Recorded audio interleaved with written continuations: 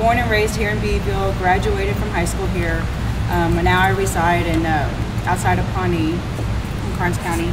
But yeah, I am a double cancer survivor. I was diagnosed back in 2009 of July, and it was basically just went to the gynecologist. I was having a irregular menstrual cycle, and he went ahead and ran a whole bunch of tests, and my mom was diagnosed with cancer at the age of 39, but hers was a very rare kind that did not spread, so we were very blessed and lucky she didn't have to go through chemotherapy or radiation. But when I mentioned that to my gynecologist, and at that time I was 35, he said, we'll just do a baseline mammogram just to make sure that, you know, everything's okay. And at that time I had a lump in my throat on the left side of my throat, and I asked him, I said, can you check that also? 2 years before I had asked a nurse practitioner that was a friend of mine to check it, and she thought, well, it's just probably fatty tissue. Once you lose weight and diet, it'll probably go away. Well, I never lost weight, never dieted, so it stayed there. But 2 weeks later, after my meeting with my gynecologist, I had all these diagnostic tests done, and when I did the mammogram, the tech, I could tell in her face that she saw something. So when she walked me to get the ultrasound for my thyroid, she said, hold on a minute, honey, we're gonna go see what's going on, and I'll be back with you in just a minute. My husband was with me, thank God, because I was panicking already. I knew something was wrong.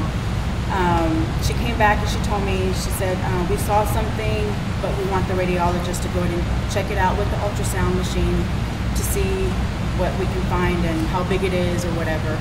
So when I went in there, he went ahead and he got the doctor's orders for a biopsy right then and there. I got the biopsy done. It was a Friday when I went to get those tests done, so I didn't get the results back to the next week. And I got a phone call at work, and sure enough, my gynecologist said, you have cancer.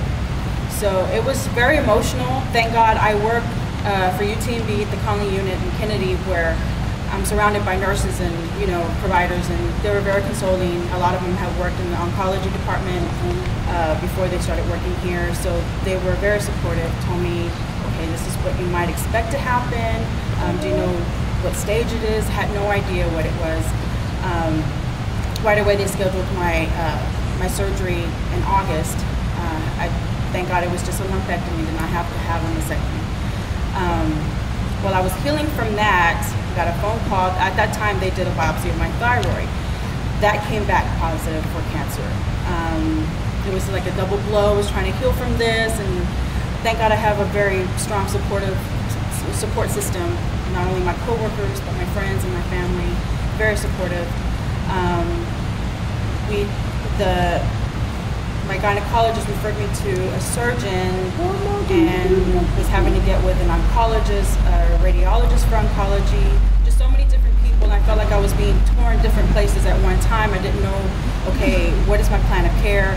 A friend of mine told me, why don't you go to an internist, and she can basically give you a whole plan of care, what's going to go on, because I felt like everybody was telling me all these, you know, big fancy medical terminology I had no clue of, and so somebody else told me, why don't you write everything down? Every doctor's appointment you go to, write everything down, and then you can analyze it and investigate later what all of it means. So in September I had a thyroidectomy, a full thyroidectomy. It was a pretty nice size. It had already metastasized to 2 of my lymph nodes. My breast didn't, thank God. So it was stage 1, but this was stage 2. And I was thinking, okay, is there a syndrome or something going on with my body? I felt like my body was attacking itself, you know.